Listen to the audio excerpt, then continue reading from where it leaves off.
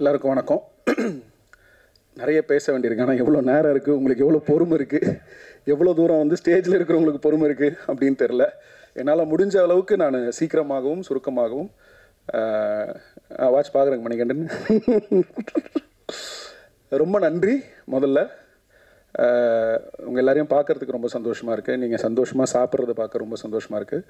ஏன்னா தமிழ் சினிமாவுடைய சூழலில் ஒரு படத்தினுடைய வெற்றி, அதற்கான ஒரு சூழல் அமையிறது அப்படிங்கிறது ஒரு இயக்குனர் நல்ல படம் எடுக்கிறதுனால மட்டும் கிடையாது.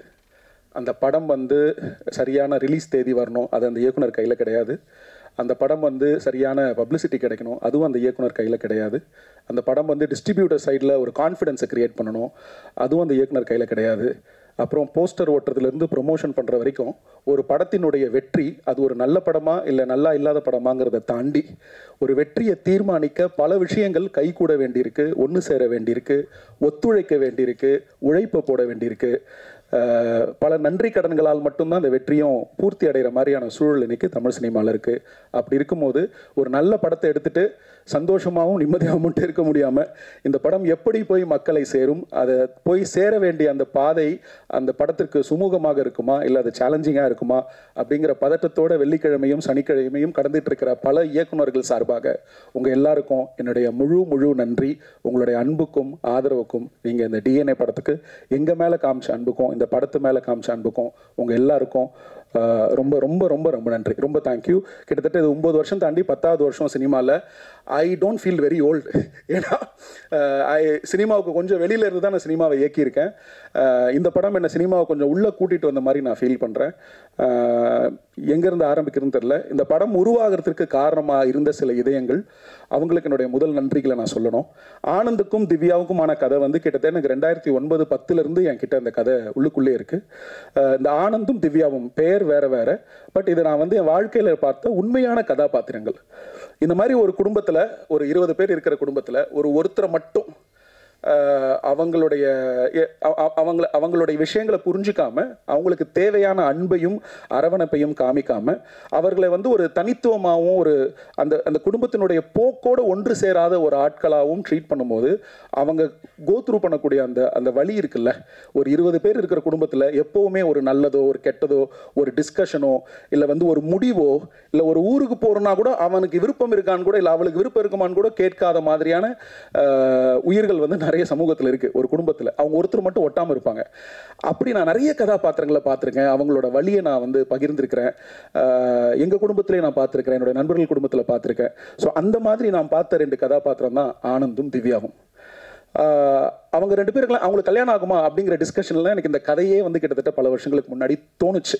அந்த டிஸ்கஷன் என் முன்னாடி ஒருத்தர் பேசிகிட்டு இருக்கும்போது, சரி நீங்கள் பண்ணலன்னா என்ன, அந்த கல்யாணத்தை நான் பண்ணி வைக்கிறேன், அவங்க 2 பேரும் ரொம்ப சந்தோஷமாக வாழ்வாங்க அப்படின்னு நான் அன்னைக்கு எடுத்த முடிவு கிட்டத்தட்ட 14-15 ஆண்டுகளுக்கு தாண்டி இப்படி டிஎன்ஏன்னு ஒரு படமாக அதில் வந்து அந்த கைக்குழந்தை சம்மந்தப்பட்ட ஒரு கிரைம் சம்மந்தப்பட்ட ஒரு விஷயமாகவும் உங்களை வந்து சேர்ந்தடைஞ்சிருக்கும் போது எனக்கு என்ன தோணுதுன்னா, ஒரு பவர்ஃபுல் ஸ்டோரி, அதுக்குள்ளே ஒரு பவர்ஃபுல் எமோஷன், அதை தாங்கி பிடிக்கிற கதாபாத்திரங்கள் இருந்தாலும் இன்னும் 10 வருஷம் கழித்து இந்த நான் கதையை எடுத்திருந்தாலும் அதற்கான வரவேற்பும் அன்பும் மக்களிடமிருந்தும் சரி உங்களிடமிருந்தும் சரி கிடைச்சிருக்குங்கிற நம்பிக்கையை விதைச்சதுக்கு உங்கள் எல்லாருக்கும் அடுத்த நன்றி. அந்த உண்மையான ஆனந்துக்கும் அந்த உண்மையான திவ்யாவுக்கும் இந்த வெற்றியை நான் சமர்ப்பிக்கிறேன். அவர்கள் இன்னும் உயிரோடு இருக்கிறாங்க, ஆனால் வேற ஆட்டில் கல்யாணம் பண்ணிட்டு ரொம்ப சந்தோஷமாக இருக்கிறாங்க. அவங்களுக்கு இந்த வெற்றியை நான் சமர்ப்பிக்கிறேன். ஆனந்துக்கும் திவ்யாவுக்கும் இந்த வெற்றி சமர்ப்பணம். அடுத்தது இந்த படம் நடக்கிறதுக்கு வந்து சுரேஷ் சந்திரா சார், நம்ம அதர்வா பிரதரை மேனேஜ் பண்ணிட்டு இருக்காரு. சார் வந்து ஒரு முக்கியமான காரணம். அவரை நான் இந்த படத்தை பற்றி பேசுறதுக்கு ஒரு நாள் முன்னாடி ஒரு காஃபி ஷாப்பில் பார்த்தேன். நாங்கள் வேற ஏதோ பேசிட்டு பிரிஞ்சு போயிட்டோம். திருப்பி அடுத்த நாள் வந்து நம்ம அம்பேத்கருடைய ஆஃபீஸில் பார்த்தேன். அப்போது நான் வந்து ப்ரொடியூசர், தயாரிப்பாளர், நம்ம அம்பேத்கருக்கு சொன்ன கதையை நீ சொல்லாதப்பா அப்படின்ட்டு சுரேஷ் சந்திரா சார்கிட்ட வந்து என்னோட ப்ரொடியூசர் சொல்கிறாரு. கிட்டத்தட்ட நான் ஒரு தெரியல 100கணக்கான ஆட்கள்கிட்ட சினிமாவில் இந்த 9 வருடத்தில் கதை சொல்லியிருப்போம். முதல் முறையாக என்னோட கதையை என் முன்னால் ஒரு ஒரு ஒரு ஒரு சுரேஷ் சந்திரா சார்கிட்ட நான் எப்படி சொன்னேனோ எங்கே நிறுத்தினேனோ எதை வந்து ஒரு ஹைலைட்டாக நான் ஹைலைட் பண்ணி ட்ராமேட்டிக்காக சொன்னனோ அதை அப்படியே வந்து எங்கள் ப்ரொடியூசர் அம்பேத்குமார் சொன்னார். அப்போ தான் நான் கன்வின்ஸ் ஆனேன், ஓகே இவருக்கு இந்த கதை உண்மையிலே புரிஞ்சிருக்கு, பிடிச்சிருக்கு, இந்த படம் வந்து நடக்கும் அப்படின்னு சொல்லி அந்த மொமெண்ட் நான் என்றைக்குமே மறக்க மாட்டேன்.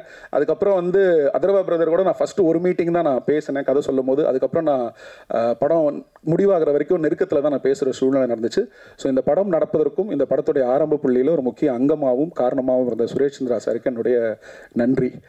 அடுத்தது இந்த படத்துடைய இந்த படம் இன்னைக்கு டிஎன்ஏவாக வெளியில் வந்திருக்குன்னா இதுக்கு பல நல்ல உள்ளங்கள் பின்னாடி நிறைய வேலை செஞ்சுருக்காங்க. அதில் வந்து திங்க் மியூசிக் எங்கள் படத்துடைய ஆடியோ வாங்கியிருக்கிறாங்க. அந்த திங்க் மியூசிக் டீமுடைய சப்போர்ட் வந்து ரொம்ப பெரிய சப்போர்ட்டு.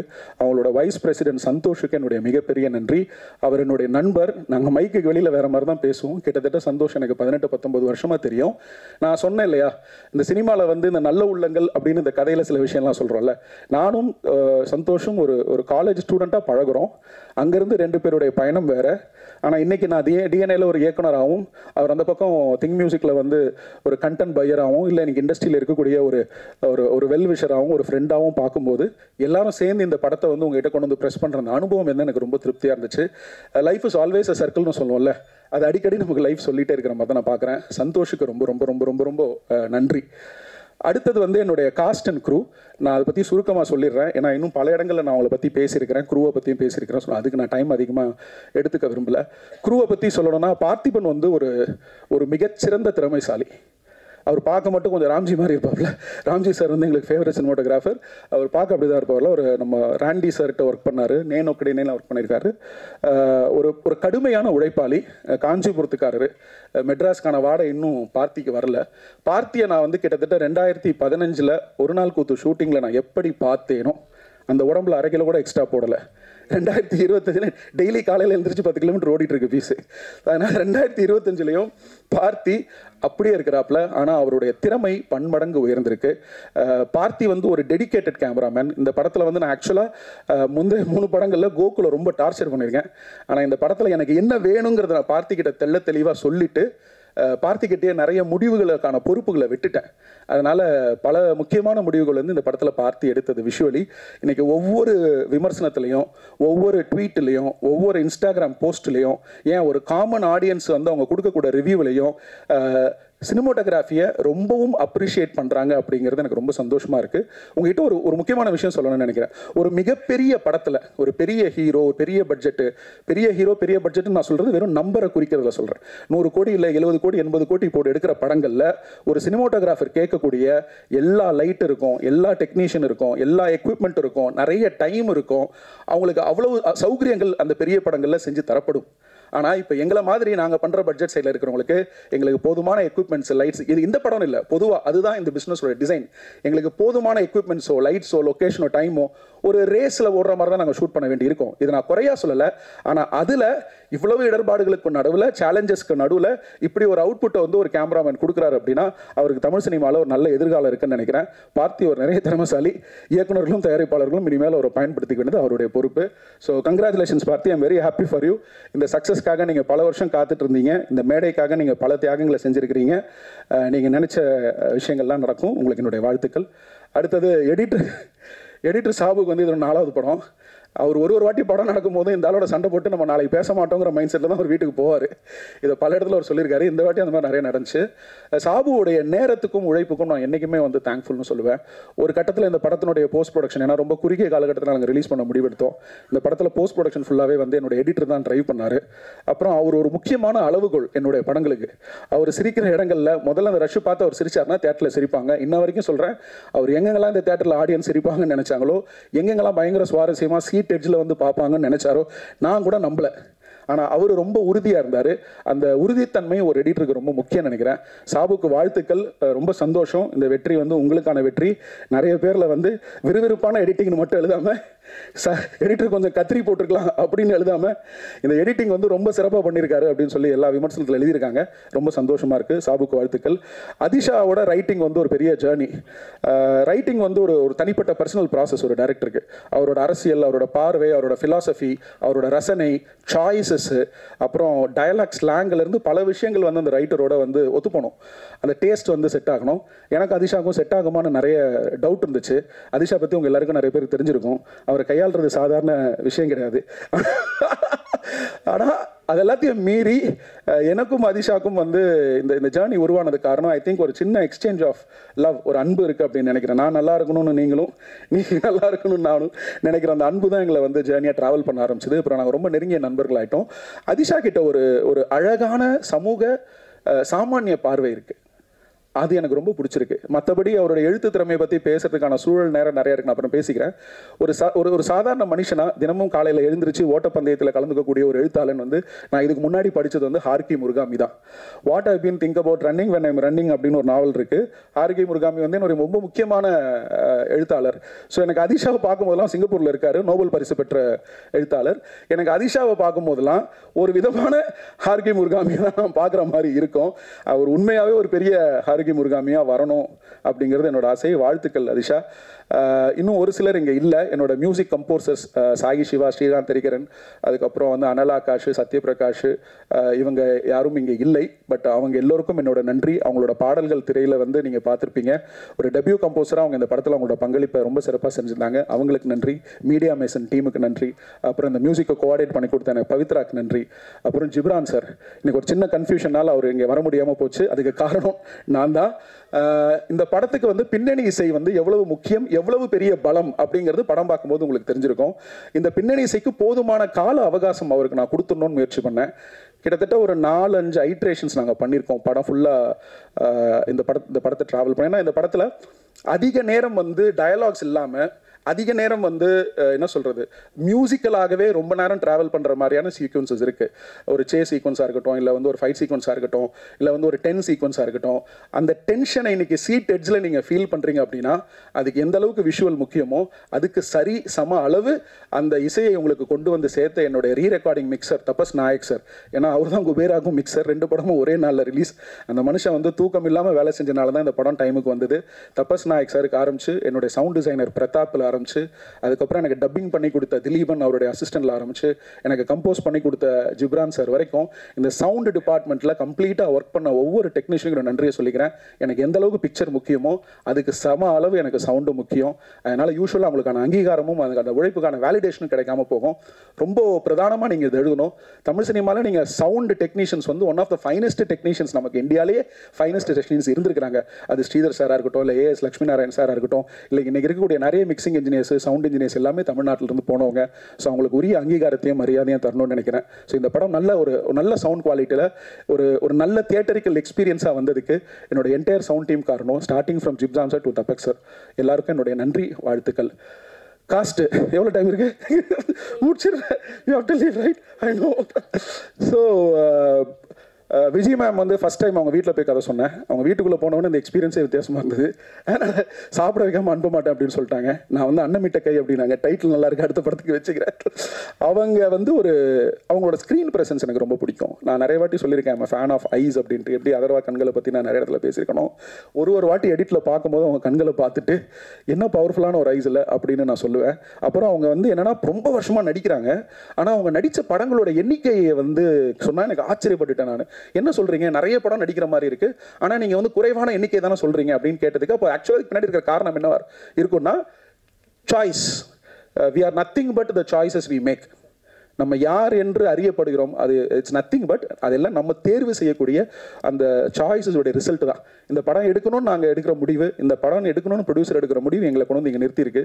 ஸோ அந்த மாதிரி அவங்களோட சாய்ஸஸ் வந்து ஒரு குவாலிட்டியான ஆர்டிஸ்ட், ஒரு குவாலிட்டியான ஆக்டர் அப்படிங்கிறத எஸ்டாப்ளிஷ் பண்ணியிருக்கு. அவங்க இந்த படத்தில் ரொம்ப நல்ல பங்களிப்பை கொடுத்துருக்காங்க. நன்றி. இன்னும் நிறைய அவங்களோட ஒர்க் பண்ணணும்னு ஆசைப்பட்றேன். போஸ் அண்ணன் 4 நாள் தான் ஒர்க் பண்ணணும்னு நினைக்கிறேன். அவர் எனக்கு முன்னாடியே பரிச்சயம். உண்மையிலேயே அவருக்கு கேமரா வச்சுட்டு நான் ரசித்தேன். இதை நான் இது வரைக்கும் அவர்கிட்ட சொல்லலை. ஏன்னா ஒரு நல்ல கிரியேட்டருக்கு ஒரு ஃப்ரேம்குள்ளே ஒரு ஆர்டிஸ்ட் வந்ததும் அந்த ஃப்ரேமை ஓன் பண்ணுறாங்கன்னு வச்சுக்கோங்களேன், அது பார்க்கறதுக்கு அப்படி ஒரு எக்ஸைட்மெண்ட்டை தரும். ஏன்னா நாங்கள் எழுதுனதை வந்து உயிரோட பார்க்கணும்ல. அது வர்ற மொமெண்ட் எப்போன்னா கேமராலாம் வச்சுருவோம், லைட்டெல்லாம் பண்ணிவிடுவோம், மூவ்மெண்ட்லாம் பார்த்துருவோம், செக் பண்ணுறோம், அசிஸ்டன்ஸை வச்சு நாங்கள் வந்து மார்க்கெலாம் போட்டுருவோம். அவங்கள இப்படி ஓரம் போட்டுட்டு லைட்டெல்லாம் போட்டு அந்த ஆர்டிஸ்ட் நாங்கள் உட்கார வைக்கிறோம்ல, அப்போ அந்த காட்சி வந்து உயிர் பெறும். ஒரு கிரியேட்டராக அந்த காட்சி உயிர் பெறுவதை நீங்கள் பார்ப்பீங்க. அது அந்த ஆர்டிஸ்ட் வந்து நிற்கும் போது தான் பூர்த்தி ஆகும். அப்படி அவர் அந்த இடத்துல வந்து உட்காந்ததுமே அவர் நடிக்க போகிற அடுத்த அந்த 10-15 விஷயங்களை பற்றி என் மைண்டு யோசிக்கவே இல்லை. கூப்பிட்டு உட்கார எங்கப்பா சரியாக போயிடும் அப்படின்னு நினச்சிட்டேன்.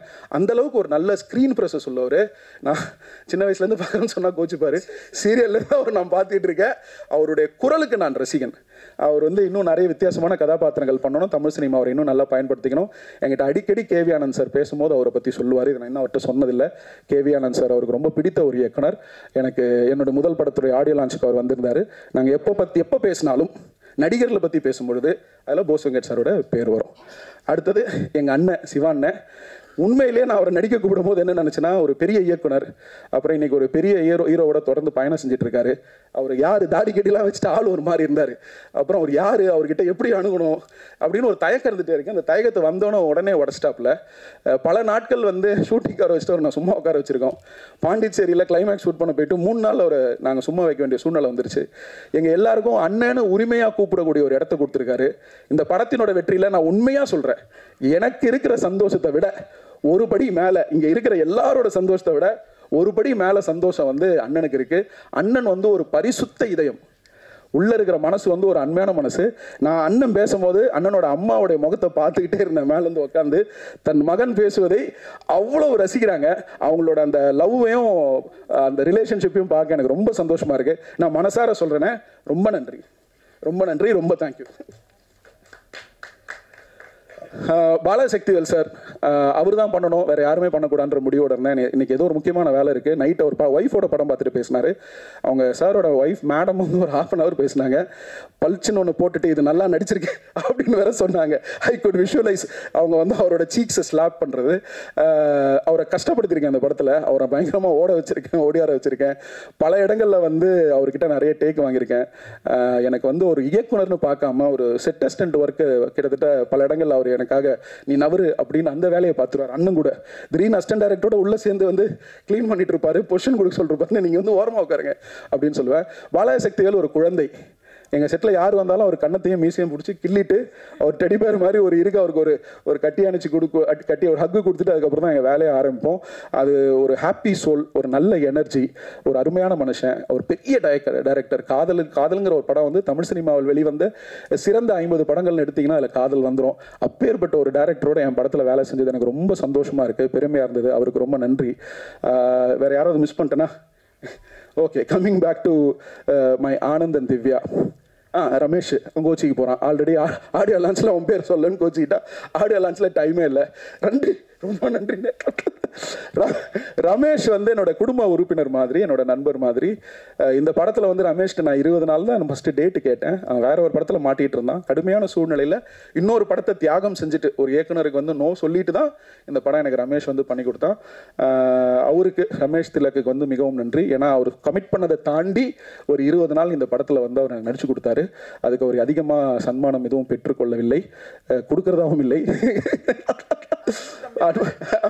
ஆமாம். ஸோ ரமேஷோடைய பங்களிப்பு வந்து ஒரு திருப்திகரமான பங்களிப்பு. ஆஃப்டர் ஒரு நாள் கூத்து இன்னும் நிறைய ரமேஷ் வந்து கேரக்டர் ரோல்ஸ் பண்ணணும் அப்படின்னு நான் வந்து விரும்புகிறேன். அதனால் ரமேஷுக்கு வாழ்த்துக்கள்.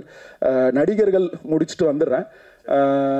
அதர்வா அண்ட் நிமிஷா, உண்மையிலேயே திவ்யா ஆனந்த கதை வந்து திரைக்கு வரும்னு நான் எதிர்பார்க்கல. ஏன்னா அந்த கதை என்கிட்ட பல வருடங்களாக இருக்குது.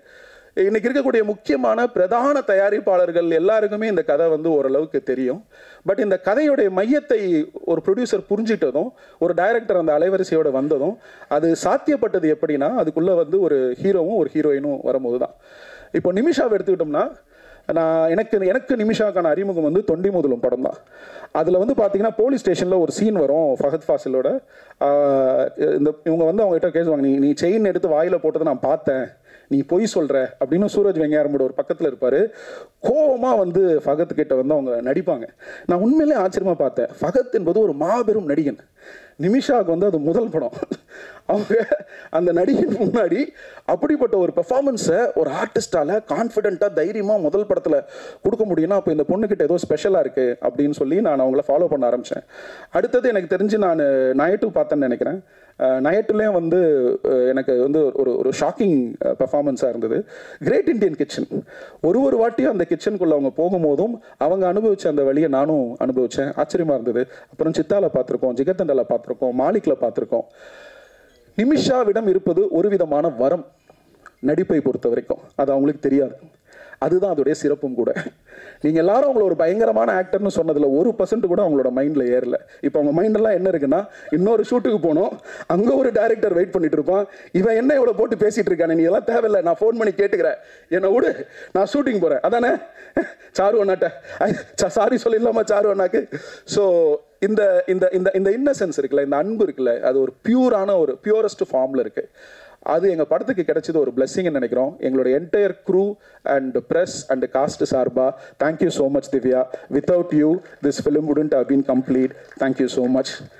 இந்த திவ்யாவை பார்த்துக்கிற அளவுக்கு எனக்கு ஒரு ஆனந்த தேவை. அதர்வா பிரதரை பற்றி நிறைய கேள்விப்பட்டிருப்போம், நிறைய நீங்கள் கடந்து வந்திருப்பீங்க. ஒரு இண்டஸ்ட்ரியில் வந்து 10 வருஷத்துக்கு மேலே இருக்கார், ஒரு மிகப்பெரிய நடிகருடைய மகனாக இருக்கிறாரு. எனக்கு தெரிஞ்சு எந்த நடிகர் தன்னுடைய உடலை சரியாக மெயின்டைன் பண்ணுறாங்களோ, ஒரு டிசிப்ளினை கடைபிடிக்கிறாங்களோ, அவங்ககிட்ட டிசிப்ளின் இருக்குதுன்னு அர்த்தம். டிசிப்ளின் இல்லாமல் அவங்ககிட்ட ஒரு உடலை வந்து மெயின்டைன் பண்ண முடியாது. அது என்ன தேவைன்னு எனக்கு தெரியும், நான் போராடிட்டு இருக்கேன் 10 வருஷமா. ஸோ அப்படி இருக்கும்போது ஃபஸ்ட்டு மீட்டிங் எனக்கு ஒரு நல்ல கான்ஃபிடென்ஸை கொடுத்தது. ஏன்னா ஒரு ஹீரோ இதைத்தான் ரசிப்பார்னு தமிழ் சினிமாவில் காலங்காலமாக பல இயக்குநர்களுக்கு அந்த ஹீரோவை சுற்றி இருக்கிறவங்க ஒரு கற்பிதத்தை கொடுத்துட்டு இருக்காங்க. ஹீரோக்குனா இப்படி தான் கதை பண்ணணும், ஹீரோக்கு இப்படி தான் கதை சொல்லணும்னு. நான் முதல் முறையாக ஹீரோக்கு நான் அதர்வாக்கு கதை சொல்லிட்டு நான் ஃபீல் பண்ணது என்னன்னா, அப்படிலாம் இல்லை. ஒரு ட்ராமாவை அவங்க என்ஜாய் பண்ணுறாங்க, ஒரு காமெடி அவங்க என்ஜாய் பண்ணுறாங்க, ஒரு எமோஷன் அவங்க என்ஜாய் பண்ணுறாங்க. அப்போ இவங்களை பற்றி நம்ம கேள்விப்படுறது வந்து சரியா தவறா அப்படின்ற ஒரு குழப்பம் வருது. ஸோ இந்த கதை அடுத்த கட்டத்துக்கு நகர்ந்ததுக்கான காரணம் அதர்வாவுடைய இந்த கதை தேர்வும் ரசனையும். இந்த கதையில் அந்த ஆனந்த் திவ்யாங்கிற கதாபாத்திரத்து மேலே அவர் வச்ச அன்பும் நம்பிக்கையும் எனக்கு தெரிஞ்சு அதுதான் ஃபஸ்ட்டு. அதுக்கப்புறம் தான் நெல்சன். நான் ரொம்ப கிளியராக சொல்கிறேன், இந்த ஃபஸ்ட்டு 45 மினிட்ஸ் நான் வந்து அவருக்கு நரேட் பண்ணும்போது ட்ராமா அவர் பயங்கரமாக என்ஜாய் பண்ணார். அங்கேருந்து அவர் ஷூட்டிங் போகும்போது ஒரு வாட்டி என்கிட்ட சொன்னது என்னென்னா, அதை குறைச்சிடாதீங்க, அதை குறைச்சிடாதீங்க, அதை குறைச்சிடாதீங்க, அதை குறைச்சிடாதீங்க. இதை தான் திரும்ப திரும்ப சொன்னார். நான் நினைத்த மாதிரி எல்லாம், அப்புறம் நமக்கு இருந்த சூழ்நிலைகள், நமக்கு இருந்த சேலஞ்சஸ், இது எல்லாத்துக்குள்ளேயும் உங்களோட ஒத்துழைப்புக்கும் நேரத்துக்கும் நம்பிக்கைக்கும் நன்றி.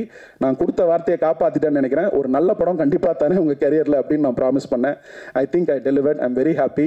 நிச்சயம் நாங்கள் இன்னொரு படம் கண்டிப்பாக ஒர்க் பண்ணோம். அது இதை விட இன்னும் பெட்டர் படமாக கொடுக்கறதுக்கு நாங்கள் ட்ரை பண்ணுவோம். Thank you so much brother. மிக்க நன்றி. இந்த படத்தினுடைய வெற்றிக்கு ஒரு தயாரிப்பாளர் எந்த அளவுக்கு காரணமோ, ஒரு இயக்குனர் எந்த அளவுக்கு காரணமோ, அந்த படத்தினுடைய இணை இயக்குனர் அந்த அளவுக்கு காரணம். என்னோட இணை இயக்குனர் நான் சொல்கிறேன், என்னோட இணை இயக்குனர் நாகராஜன். ஃபரானாக்கும் அவர் தான் இணை இயக்குனர், இந்த படத்துக்கும் அவர் தான் இணை இயக்குனர். இது வந்து நான் ஒரு குறுகிய காலகட்டத்தில் நான் ஷூட்டிங்கு போனேன். இதை ஒரு ஷார்ட் நோட்டீஸில் எனக்கு எடுக்கிறதுக்கான கான்ஃபிடென்ஸ் கொடுத்தது வந்து என்னுடைய கோ டைரக்டர் தான்.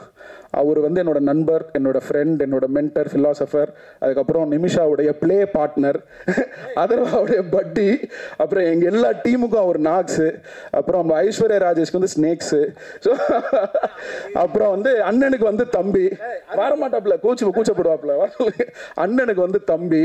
எனக்கு வர வேண்டிய ப்ரெஷரில் 99% ப்ரெஷரை தன் தோள்களில் சுமர்ந்து இந்த படத்தினுடைய வெற்றிக்காக ஆரம்பத்திலிருந்து கடைசி வரைக்கும் இந்த நொடி வரைக்கும் உழைச்சிட்டு இருக்கிற நாகராஜுக்கு என்னுடைய மனமார்ந்த நன்றி.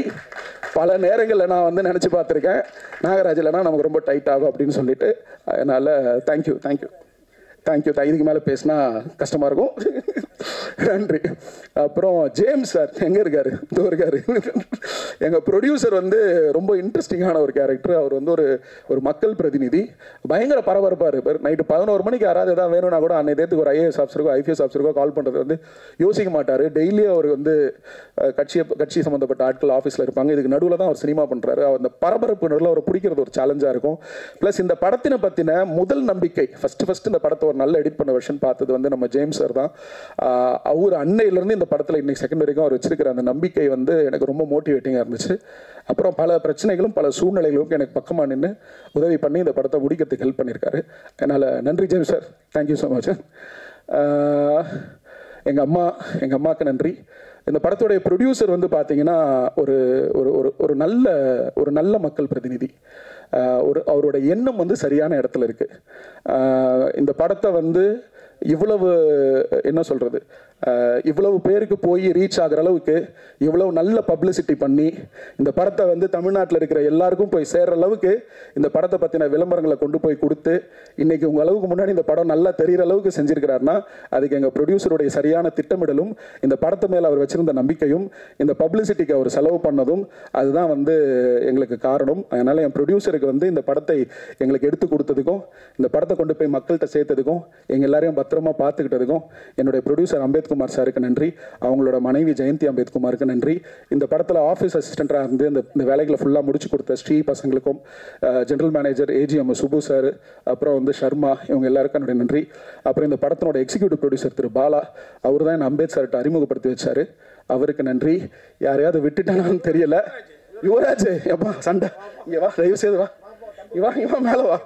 இல்லை 4 நாளாக வந்து நாங்கள் ஊராக போனோம். எங்கள் ப்ரொடியூசர் எவ்வளோ தான் பப்ளிசிட்டி பண்ணாலும் எவ்வளோ தான் செலவு பண்ணாலும் யுவராஜ் இல்லைன்னா என்னால் வந்து இந்த 4 நாள் நிம்மதியாக இருந்திருக்க முடியாது. அதர்வா இப்போ வாப்பாங்க அதர்வாவாலேயும் இருக்க முடியாது. யுவராஜோட ஒர்க் பண்ணுறதா முதல் படம், ஏன்னா எனக்கு நல்ல பழக்கம். ஒரு விஷயம் நான் வந்து யுவராஜ் பற்றி இங்கே சொல்லணும், நல்ல வேலை நான் மறந்துருப்பேன். அதாவது நான் இந்த 4 நாளாக யுவராஜ் கூடவே ட்ராவல் பண்ணுறேன். 4 நாளாக ஒரு இனோவா காரில் ஊராக சுற்றிட்டு இருக்கோம்.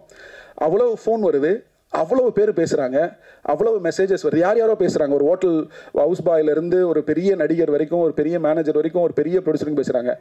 ஒரு செகண்ட் இந்த மனுஷன் முகம் சுளிக்கல, கோவப்படல. ஒரு பக்கம் வந்து ஒரு ப்ரொடியூசர் ஒரு ஃபங்க்ஷன் நடத்துறதுக்கு ஒரு பணம் தர வேண்டியிருக்கு, ஒரு பக்கம் ஒரு ஆர்டிஸ்ட் கிட்ட ஒரு பதில் வர வேண்டியிருக்கு, ஒரு பக்கம் இன்னொரு ப்ரோக்ராமுக்கு லேட் ஆகிட்டு இருக்கு, ஒரு பக்கம் வந்து இன்னொரு டாக்குமெண்ட் எதுவும் அனுப்ப வேண்டியிருக்கு. இவர் அந்த ஸ்பேஸில் ஒர்க் பண்ணுறதை பார்க்கறதுக்கு ஒரு சூப்பர்மேன் மாதிரி இருக்காப்புல. அதனால் இந்த படத்தை கடைசி நொடியில் கடைசி நேரத்தில் மக்களிடம் எடுத்து செல்வதற்கு மிகப்பெரிய தூணாக உதவியாக இருந்த யுவராஜுக்கு நன்றி. யுவராஜ் இல்லைன்னா என்னால் இந்த 3-4 நாட்கள் வந்து நிம்மதியாக கடந்து போயிருக்க முடியுமான்னு தெரியாது. நான் வந்து ஏதோ வந்து ப்ரெஸ் முன்னாடி யுவராஜை ஏற்றி விடணும்லாம் நான் சொல்லலை. யுவராஜ் இந்த படத்துக்கு கொடுத்துருக்கிற பங்களிப்பு ரொம்ப பெரிய பங்களிப்பு. அதுக்கு முறையான அங்கீகாரமும் வேலிடேஷனும் வேணும். அதுக்கு தான் நான் இங்கே சொல்கிறேன். நன்றி. கார்த்திக் ரவிவர்மாவுக்கு நன்றி. இந்த படத்தினுடைய ப்ரொமோஷன்ஸ்க்காக, இந்த படத்தினுடைய பல விஷயங்களுக்காக ஆரம்பத்திலேருந்து கான்ட்ரிபியூட் பண்ணி கொடுத்துருக்காரு. அதனால் கார்த்திக் ரவிவர்மாவுக்கு நன்றி. என்னுடைய டைரக்ஷன் டீமில் இருக்கக்கூடிய அசிஸ்டன்ட் டைரக்டர்ஸ் நான் எப்பவுமே 4-5 பேருக்கு மேலே வச்சுக்கிட்டதில்லை. இந்த படத்தில் ஒரு 8-10 பேர் அதிகமாக ஒர்க் பண்ணுற சூழல் வந்துருச்சு. என் அசிஸ்டன்ட் டைரக்டர்ஸ் வந்து எனக்கு ஃபேமிலி மாதிரி தான். அசிஸ்டன்ட் எடிட்டர்ஸையும் சேர்த்து தான் சொல்கிறேன். எனக்கு அவங்க ரொம்ப பர்சனல், என் கூடவே இருப்பாங்க. என்னோட வாழ்க்கையோட ஒன்றிணைஞ்சு தான் அவங்க பயணிப்பாங்க. அவங்களுடைய பங்களிப்பு வந்து என்னுடைய பங்களிப்பு எந்த அளவுக்கு முக்கியமோ அந்த அளவுக்கு அவங்களோட பங்களிப்பு முக்கியம்.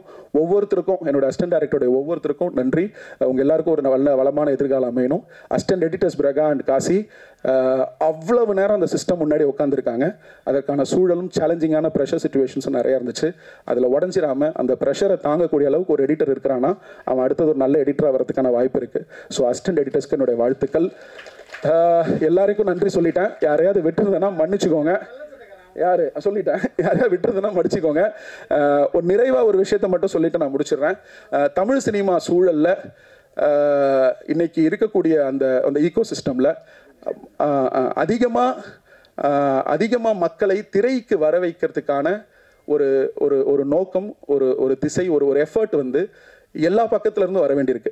அது வந்து ப்ரெஸ்ஸிலேருந்து, யூடியூபர்ஸ்லேருந்து, சோஷியல் மீடியா இன்ஃப்ளூயன்சஸ்லேருந்து, நடிகர்கள்லேருந்து நம்ம எல்லாருமே எந்த திசை நோக்கி போயிட்டுருக்கோம், எந்த திசை நோக்கி ஓடிட்டுருக்கோம், எது நம்ம பர்பஸ். இப்போ நீங்கள் ஒரு வீடியோ ஓட்டிங்க, டெலிகாஸ்ட் பண்ணுறீங்க, ப்ராட்காஸ்ட் பண்ணுறீங்க, இல்லை ஒரு யூடியூப்பில் ஒரு படத்தோட ரிவ்யூ போடுறீங்கன்னா, நான் ஒரு படம் எடுக்கிறேன்னா, இப்போ இவங்க ஒரு படம் நடிக்கிறேன்னா, இவங்கெல்லாம் எதை நோக்கி பயணிக்கிறாங்க அப்படின்னா, for a healthy ecosystem. நிறைய நல்ல சினிமா வரணும், அந்த சினிமாவை எல்லாரும் நல்லா பார்க்கணும், நிறைய பணம் சம்பாதிக்கணும், அந்த சினிமா மூலமாக மக்கள் பயனடையணும், அதை ஒரு ஃபிலிம் அப்ரிசியேஷனாக ஒரு ரிவ்யூவர் பேசணும், அதில் இருக்கக்கூடிய நிறை குறைகளை சொல்லணும். நம்ம அனைவருடைய கூட்டு முயற்சியினுடைய அடுத்த கட்டம் அப்படின்னா இந்த சினிமாங்கிற ஈகோ சிஸ்டத்தை ஒரு பாசிட்டிவான, ஒரு ஹெல்த்தியான, ஒரு நல்ல ஈகோ சிஸ்டமாக மாற்றுறது தான். அதுக்கு எல்லா சைடில் இருந்தும் ஹெல்ப் எனக்கு தேவைப்படுது, எங்களுக்கு தேவைப்படுது. நீங்கள் எழுதிய ஒவ்வொரு ரிவ்யூ நான் படித்தேன், நீங்கள் பேசின ஒவ்வொரு ரிவ்யூ நான் கேட்டேன். உங்களுடைய ஒவ்வொரு வரியும் வந்து நான் வேல்யூ பண்ணுறேன். உங்களுடைய நீங்கள் நிறைகள்னு சொல்ல விஷயங்களை நாங்கள் சந்தோஷமாக ஏற்றுக்கிறோம், குறைகள்னு சொன்ன விஷயத்தை நாங்கள் இம்ப்ரூவ் பண்ண ட்ரை பண்ணுறோம். ஆனால் அதே நேரத்தில் ஒரு இயக்குனராக ஒரு ரிவ்யூ பண்ணக்கூடிய அந்த ஈகோ சிஸ்டத்துக்கு நான் வைக்கக்கூடிய குறிக்கோள் என்னன்னா, ஒரு ரிவ்யூங்கிறது ஒரு நிறுவனம் சார்ந்ததா, ஒரு தனிப்பட்ட மனிதனுடைய ரசனை சார்ந்ததா, இல்லை நீங்கள் ஸ்பாய்லர்னு சொல்கிறதுல மைல்டுனா எவ்வளோ மைல்டு, அதோடைய அளவுகோல் என்ன, இல்லை ஸ்பாய்லர்னா அதோடைய அளவுகோல் என்ன, இந்த அளவுகோலை யார் தீர்மானிக்கிறது? இல்லை இப்போ நீங்கள் ரிவ்யூ சொல்லும் பொழுது அந்த ரிவ்யூவோட நோக்கம் என்ன? ஆடியன்ஸுக்கு இந்த படத்தை கொண்டு போகிறதா வேண்டாமா, இல்லை இந்த படத்தினுடைய வணிகத்தில் ஏதாவது இடைஞ்சல் இருக்குமா, இல்லை இந்த படம் எந்த சூழலில் என்ன ஒரு அமைப்பில் உருவாக்கப்பட்ட படம்? ஏன்னா நீங்கள் பல வருஷமாக இருக்கீங்க, இது எல்லாமே உங்களுக்கு தெரியும். ஸோ இதை எல்லாத்தையுமே நீங்கள் கணக்கில் எடுத்துகிட்டு ரிவ்யூ பண்ணுறீங்களா அப்படின்னு எனக்கு அந்த ரிவ்யூ பார்க்கும்போது ஒரு சின்ன குழப்பம் இருந்துச்சு. இந்த என்டையர் படம் ஃபுல்லாக நான் போன 3 படங்கள் அதை பெருசாக நான் வந்து அவ்வளோ நேரம் ஸ்பெண்ட் பண்ண முடியல. பட் ஒவ்வொரு ரிவ்யூவும் பார்த்தேன், ஒவ்வொன்றையும் ஸ்டடி பண்ணேன். ஒவ்வொருத்தருடைய அந்த என்ன சொல்கிறது அனுபவம் வித்தியாசமாக இருந்தது. சென்னையில் ரிவ்யூ பண்ணுறவர், ஒரு இங்கிலீஷ் பத்திரிகையில் ரிவ்யூ பண்ணுறவர், ஒரு தமிழ் பத்திரிகைக்கு ரிவ்யூ பண்ணுறவர், ஒரு தமிழ் யூடியூப் சேனலுக்கு ரிவ்யூ பண்ணுறவர். ஸோ உங்களுக்கு அந்த ஈகோ சிஸ்டமில் இருக்கக்கூடிய ஒரு 50 பேராலேயே ஒரு படம், இந்த படம் இல்லை, ஒரு படத்துக்கு வந்து ஒரு ஒருமித்த கருத்தை ஃபார்ம் பண்ண முடியாத பட்சத்தில் இந்த பக்கம் இருக்கிற நாங்கள் புரிஞ்சுக்க ட்ரை பண்ணுறோம். So we would like to have a strong handshake. நாங்கள் பாதி தூரம் வரோம், நீங்கள் பாதி தூரம் வாங்க.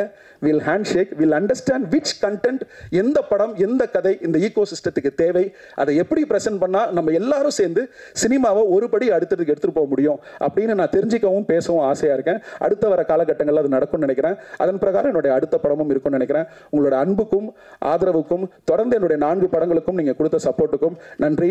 Thank you, thank you so much. நிறைய டைம் எடுத்துக்கிட்டேன், நன்றி. 2 முக்கியமான பேரை விட்டுட்டேன், சொல்லலைன்னா நான் நிம்மதியாக தூங்க முடியாது. எங்களோட அண்ணன்டா, அவர் பேர் சந்துரு. எனக்கு ஃபரானா டிஸ்கஷன்லேயும் கூட டிஸ்கஷன் டீமில் இருந்தார், இந்த டிஎன்ஏ டிஸ்கஷன் டீமில் இருந்தார். எனக்கு அண்ணனாக இருந்து இந்த ஜேர்னி 2 வருஷத்தில் கூட இருந்து எனக்கு எல்லாமே பார்த்துக்கிட்டாரு. ஸ்கிரிப்டும் அவர் ஃபுல்லாக கான்ட்ரிபியூட் பண்ணியிருக்காரு. அதனால் எங்கள் அண்ணன்டா சந்துருக்கு நன்றி. அப்புறம் மதிவாணன், அவர் ஒரு இயக்குனர், இந்த படத்தில் திரைக்கதையில் அவரும் உதவி செஞ்சார். மதிவாணனுக்கும் நன்றி. தேங்க்யூ.